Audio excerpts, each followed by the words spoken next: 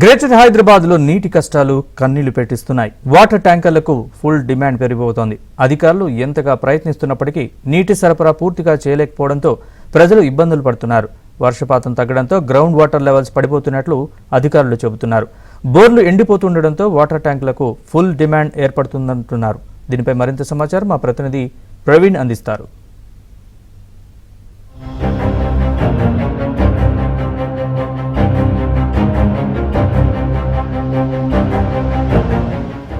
Greater హైదరాబాద్లో నీటి కష్టాలు మొదలైపోయాయి. సమ్మర్ రావడంతో పూర్తిగా కూడా నీటి ఎద్దరైతే కనిపిస్తూ ఉంది. కొన్ని చోట్ల చూసుకున్నట్లయితే ఇప్పటికే వాటర్ ట్యాంకర్స్కి చూసుకున్నట్లయితే ఫుల్ డిమాండ్ అయితే పెరుగుతూ ఉంది.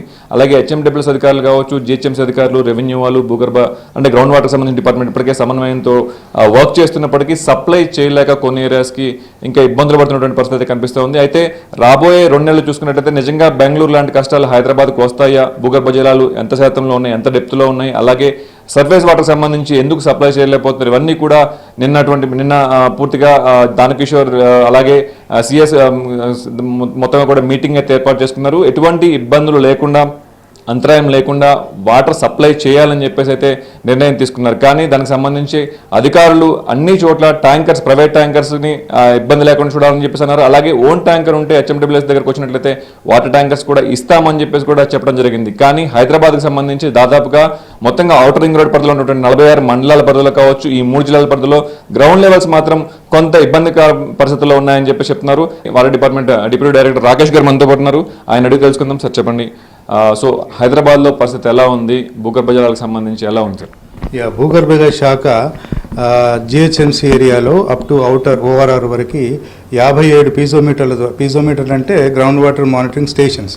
సో ఈ 57 పీజోమీటర్స్ ద్వారా గ్రౌండ్ వాటర్ మానిటరింగ్ని ఎవ్రీ మంత్ మేము కొలవడం జరుగుతుంది. సో దాని ద్వారా వచ్చే వివరాలను కంపైల్ చేసి దాని యొక్క వివరాలను అందరికీ అందుబాటులోకి తేవడం జరుగుతుంది. ముఖ్యంగా మనం కనుక చూసినట్లయితే ఈ కుత్బులాపూర్, కూకట్పల్లి,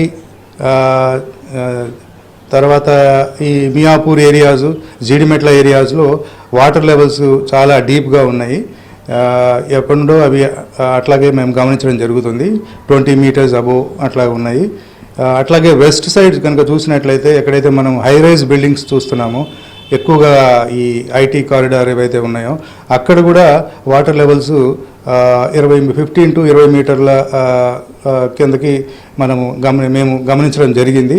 సో వీటన్నిటికి కారణం ఏంటంటే ఈ ఎస్పెషల్లీ సమ్మర్లో చాలా మటుకు గ్రౌండ్ వాటర్ మీద ఈ రెసిడెన్షియల్ వాళ్ళు డిపెండ్ అవ్వడం జరుగుతుంది. సో ఒకేసారి వాటర్ అందరూ వాడేసరికి ఇంటర్ఫరెన్స్ ఆఫ్ వెల్ జరిగి నీళ్లు సరిగా రాకపోవడము అండ్ నీటి వాడకం ఎక్కువడంతో భూగర్భ జలాలు కిందికి పోవడం జరుగుతుంది. కాకపోతే ఇందులో మనము గుర్తుంచుకోవాల్సిన విషయం ఏంటంటే భూగర్భ జలాలు మనము ఎవ్రీ ఇయర్ అంటే మనకి పడే ఈ సంవత్సరంలో పడే వర్షపాతంని మటుకే అవి యాన్యువల్ రిప్లెనిషబుల్ రీసోర్స్ అంటాము. సో అవి మనకి ఈ మనము జిహెచ్ఎంసీ ఏరియా చూసుకుంటే మొత్తము ఆ ప్రాంతం అంతా కఠిన శిలలు, అంటే భూమిలో కఠిన శిలలు ఫ్రాక్చర్స్లోనే మనకి ఈ భూగర్భ జలాలు ఏర్పడి ఉంటాయి. గత 4-5 సంవత్సరాలుగా చూసుకుంటే సాధారణ వర్షపాతం కంటే గరిష్ట వర్షపాతమే నమోదవుతూ ఉంది. మనం చూసుకున్నట్లయితే జంట జలాశయాల గేట్లు కూడా మనం ప్రతి సంవత్సరం కూడా ఎత్తుతూనే ఉన్నాం చూసుకున్నట్లయితే. కానీ సెకండ్ ఫేజ్లో పడాల్సినటువంటి వర్షాలు పడకపోవడం వల్ల కొంత ఇబ్బంది జరిగిందంటారా, లేదంటే నిజంగానే ఈ హార్వెస్టింగ్ చేయడం వల్ల చేయకపోవడం వల్ల కానీ, లేదంటే ఇంకేమైనా ఫర్దర్గా ఉన్నాయా? ఇది కూడా ఒక ఇంపార్టెంట్ పాయింటే. రెయిన్ వాటర్ హార్వెస్టింగ్ చేయడం ఒక ఎత్తు అయితే మనకి క్లైమేట్ చేంజ్ ఎఫెక్ట్ కూడా ఈ మధ్య చాలా మనం గమనిస్తున్నాము. సో ఈ క్లైమేట్ చేంజ్ ఎఫెక్ట్లో ఏమవుతుందంటే మనకి ఈ మాన్సూన్ పీరియడ్లో పడాల్సిన వర్షపాతము ఆ మంత్స్లో పడాల్సిన వర్షపాతం ఒకేసారి మనకి పడడంతో అది మనకి రన్ ఆఫ్గా వేస్ట్ అయ్యి భూమిలోకి వెనకకుండా పోతుంది. ఈ సంవత్సరం కనుక చూసినట్లయితే మనకి మ్యాక్సిమం ఈవెన్ దో మనం 6% మా రెయిన్ఫాల్ లెక్కల ప్రకారం చూసినట్లయితే 6% ఎక్సెస్ ఉన్నా కూడా మనకి పడ్డ వర్షం అంతా జూన్, జూలై, ఆగస్టులోనే ఒకేసారి పడింది. అది హెవీగా పడడంతో అది మనకి భూమిలో ఈ కాంక్రీటింగ్ చేయడం వలన ఇనికే ఛాన్స్ లేక బయటికి వెళ్ళిపోయింది. సో రెయిన్ఫాల్ మనం రిసీవ్ అయినా కూడా ఈ క్లైమాటిక్ చేంజ్ వలన పడే హై ఇంటెన్సిటీ రెయిన్ఫాల్ని మూలంగా అది రీఛార్జ్ కాకుండా పోయింది. సో రెయిన్ఫాల్ పడ్డా కూడా మనకి రీఛార్జ్ లేకుండా పోయింది. సో ఇదొక ఎఫెక్ట్. ఎంత డెప్త్లో వాటర్ ఉంది సార్? ఎంత యావరేజ్ ఆన్ అండ్ యావరేజ్గా? ఆన్ అండ్ యావరేజ్గా రేంజెస్ చూస్తే కనుక మేము 0 to 5, 5 to 15 మీటర్స్, అట్లాగే 15 to 20, 20 మోర్ దాన్ 20గా క్లాసిఫై చేస్తాము. సో ఇప్పుడు నేను చెప్పినట్టుగా మోర్ దాన్ 20 మీటర్స్ చూసుకుంటే ఇవన్నీ ఏవైతే హై రైజ్ బిల్డింగ్ ఏరియాస్ ఉన్నాయో అక్కడ జనరల్గా ఆ లెవెల్స్ ఉన్నాయి. మిగతా దాంట్లో ఒక 50% ఏరియాలో 15 to 20 అండ్ 0 to 15 కొంచెం ఎక్కడైతే మంచి గ్రీనరీస్ కానీ ఓపెన్ ఏరియాస్ ఉన్నాయో అక్కడ ఉన్నాయి. సో జనరల్గా యావరేజ్గా తీసుకుంటే మీరు 15 to 20 మీటర్స్ అని మనం చెప్పొచ్చు. సో ప్రజలకు ఏం చెప్తారు సార్ ఈ సమ్మర్ సీజన్ నుంచి, కష్టాల నుంచి బయటపడాలన్నా లేదా భవిష్యత్తుకు సంబంధించి సో ఇలాంటి పరిస్థితి మళ్ళీ ఉత్పన్నం కాకుండా ఉండాలన్నా ప్రజలకు ఏం చెప్తారు? సో ఎలా కాపాడుకోవాలంటారు భూగర్భ జలాలు? ప్రజలకి ఇంకా అదే, మనము ఉండే వాటిని ఆప్టిమైజ్ చేసి వాడుకోవాలి. మనము షవర్లు అలాంటివి ఎక్కువగా వాడొద్దు, దానివల్ల చాలా వేస్టేజ్ చేస్తాము. ఈవెన్ వాష్ బేసిన్లో మనము షేవింగ్ చేసుకుంటూ వదిలేస్తాము. ఇంకొకటి పర్టికులర్గా ఇప్పుడు ప్రతి ఇంట్లో కూడా ఈ వాటర్ ఫిల్టర్స్ వచ్చేసాయి, యూబీ వాటర్ ఫిల్టర్స్ వచ్చాయి.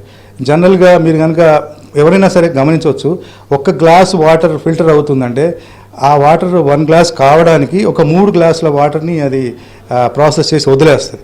సో మనం ఏం చేస్తూ ఉంటాము, అలాంటి వాటర్ని డైరెక్ట్గా ఆ వేస్ట్ పైప్ సింక్లో పడేయడము లేకపోతే బయట వేస్ట్గా వదిలేయడం చేస్తాం. సో అలాంటి వాటర్ని మనము అంత కాస్ట్లీగా మనం కొనుక్కొని ఫిల్టర్ ద్వారా చేసిన వాటర్ మిగతా వాటర్ని వేస్ట్ చేయకుండా దానిని మనం గార్డెనింగ్కో ఇతర వాటికో వాడుకోవాలి. సో ఇట్లాంటి సేవింగ్ మెథడ్స్ మనం చాలా చేస్తే డెఫినెట్గా మనము అలాంటి కష్టాలు రాకుండా చూస్తాం. మనకి రూఫ్ నుండి వచ్చే వాటర్ని డైవర్ట్ చేస్తే డెఫినెట్గా మీ బోరు రీఛార్జ్ అవుతుంది.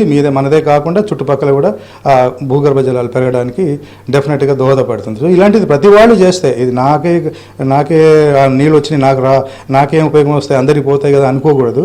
సో అందరూ సమిష్టిగా చేస్తే, అందరూ కనుక ఈ రీఛార్జ్ సిస్టమ్ చేస్తే డెఫినెట్గా భూగర్భ జలాలు ఇలాంటి క్లిష్ట పరిస్థితుల్లో కూడా మీకు ఎంతో కొంత తోడ్పడతాయి మన అవసరాలకి. ప్రజలు కూడా గ్రౌండ్ వాటర్ కొంతమేర తగ్గుతున్న పరిస్థితి ఉంది కాబట్టి గ్రౌండ్ వాటర్ కూడా పెంపొందించుకునేందుకు ఈసారైనా కృషి చేయాలని చెప్పేసి అధికారులు చెప్తా ఉన్నారు. ముఖ్యంగా కొన్ని జోన్స్లో చూసుకున్నట్లయితే డేంజర్ ప్లేస్ మోస్తుంది. ముఖ్యంగా మల్కాజ్గిరి సంబంధించినటువంటి మేడ్చల్ మల్కాజ్గిరి జిల్లాలో చూసుకున్నట్లయితే దాదాపుగా 20 మీటర్స్ బిలోనే గ్రౌండ్ వాటర్కి సంబంధించినటువంటి ఉన్నాయి. అలాగే వెస్ట్ పార్ట్లో కూడా కొంత డెప్త్ లోపల ఉన్నాయి కాబట్టి సో ఈ ఏరియాలో చూసుకున్నట్లయితే వాటర్ క్రైసిస్ ఉంటుంది. సో అక్కడ పాపులేషన్ కూడా అలానే ఉంటుంది. సో నీటి అవసరాలు కన్నా కూడా ఎక్కువ ఉన్న జనాలు. సో అక్కడ కొంత చూసుకున్నట్లయితే కొంత ఇబ్బంది మేర ఉంటుంది కాబట్టి సో సిటీలో ఉన్నటువంటి వాళ్ళందరూ కూడా ఎవరెవరైతే కొత్త బిల్డింగ్స్ కడుతున్నారో, కొత్త కన్స్ట్రక్షన్ స్టార్ట్ చేస్తున్నారో ప్రతి ఒక్కరు కూడా ఈ నీటికి సంబంధించినటువంటి ఇంకుడు గుంతలు కూడా తీయాలి. సో సమన్వయం చేసుకోవాలి. జిహెచ్ఎంసీ అధికారులు కావచ్చు, వాటర్ బోర్డు సంబంధించిన వాళ్ళు కావచ్చు, అలాగే గ్రౌండ్ వాటర్ సంబంధించిన డిపార్ట్మెంట్ కావచ్చు, సమన్వయం చేసుకొని మస్ట్గా కర్ణాటక రాష్ట్రంలో ఎలా అయితే ఫైన్స్ వేస్తున్నారో ప్రస్తుతం తెలంగాణ రాష్ట్రంలో ఉన్నప్పటికీ కూడా సమన్వయం చేసుకుంటూ ఇంకుడుగుల మీద దృష్టి పెడితే, అలాగే ప్రజలకు కూడా వాళ్ళ భాగస్వామ్యం కూడా ఇందులో ఉంటే రాబోయే రోజుల్లో ఇలాంటి కష్టాలు తప్పవు అని చెప్పేసి,